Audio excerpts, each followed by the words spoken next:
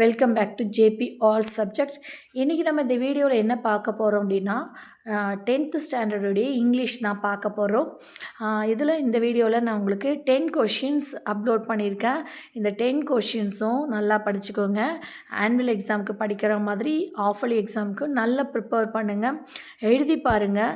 English spelling mistake வரும், அதனால் உட்காந்து எழுதி பாருங்கள். எழுதி பார்க்குறதுக்கு சோம்பேறி படாதீங்க ஸ்டூடெண்ட்ஸ். அப்போ தான் உங்களுக்கு எக்ஸாமில் ஈஸியாக இருக்கும், ஸ்பெல்லிங் மிஸ்டேக்லாம் வராது. வாங்க வீடியோக்குள்ளே போகலாம். வீடியோக்குள்ளே போகிறதுக்கு முன்னாடி எங்கள் சேனலை சப்ஸ்கிரைப் பண்ணாதவங்க சப்ஸ்கிரைப் பண்ணுங்கள், லைக் பண்ணுங்கள், ஷேர் பண்ணுங்கள், கமெண்ட் பண்ணுங்கள். உங்கள் ஃப்ரெண்ட்ஸுங்களுக்கு ஷேர் பண்ணுங்கள் இந்த கொஷின்ஸ் எல்லாமே. ஏன்னா இந்த கொஷின்ஸ் எல்லாம் ரொம்ப இம்பார்ட்டண்ட் கொஷின்ஸ். ஃப்ரெண்ட்ஸுங்களுக்கு காட்டாமல் நீங்கள் மட்டும் படிக்காதீங்க. இந்த கொஷின்ஸ் எல்லாமே அவங்களுக்கும் ஷேர் பண்ணுங்கள். அவங்களும் படித்து நல்ல மார்க்ஸ் வாங்கணும் இல்லைங்களா? அதனால் அவங்களுக்கும் காட்டுங்க. வாங்க வீடியோக்குள்ளே போகலாம். என்னென்ன கொஷின் பார்க்கலாமா? What were the various things that tempted little Frans to spend the day outside. அடுத்து செகண்ட் ஒன் பாருங்கள். What prompted the young seagulls to fly finally.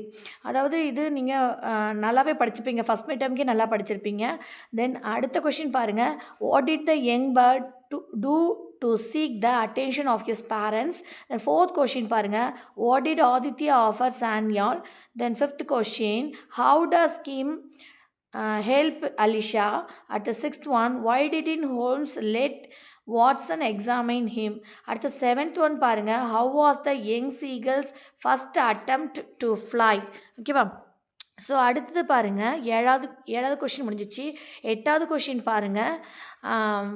Where did the crew undergo their basic training.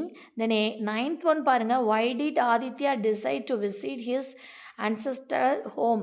அடுத்தது 10th question. What did M. Hamel say about the French language? இந்த 10 கொஷின்ஸும் பாருங்கள். 10வது question பாருங்கள். What did M. Hamel say about the French language? இந்த 10 கொஷின்ஸும் நீங்கள் நல்லா படிச்சிங்க அப்படின்னு சொன்னால் கண்டிப்பாக உங்களுக்கு ஹாஃபலிக்கும் ஈஸியாக இருக்கும், அதே சமயத்தில் ஆனுவலுக்கும் ஈஸியாக இருக்கும்.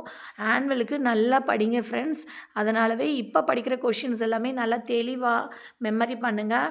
அப்போ தான் உங்களுக்கு எக்ஸாமில் நல்லா ரீகால் ஆகும். உங்களுக்கு இந்த வீடியோ பிடிச்சிருந்துச்சு அப்படின்னு சொன்னால் இந்த வீடியோவை லைக் பண்ணுங்கள், ஷேர் பண்ணுங்கள், மறந்துடாமல் சேனலை சப்ஸ்கிரைப் பண்ணுங்கள். இனி உங்களுக்கு தேவையான பப்ளிக் எக்ஸாமுக்கு தேவையான நிறைய இம்பார்ட்டண்ட் கொஷின்ஸ் எல்லாமே அப்லோட் பண்ணுவோம். அடுத்தது ரொம்ப ரொம்ப யூஸ்ஃபுல்லான வீடியோஸ் எல்லாமே அப்லோட் பண்ணுவோம். அதனால் மறக்காமல் இந்த சேனலை சப்ஸ்கிரைப் பண்ணுங்கள். நிறைய கொஷின்ஸ் இதில் படித்த கொஷின்ஸ் எல்லாமே, இந்த வீடியோவில் படித்த கொஷின்ஸ் எல்லாமே வந்திருக்குது.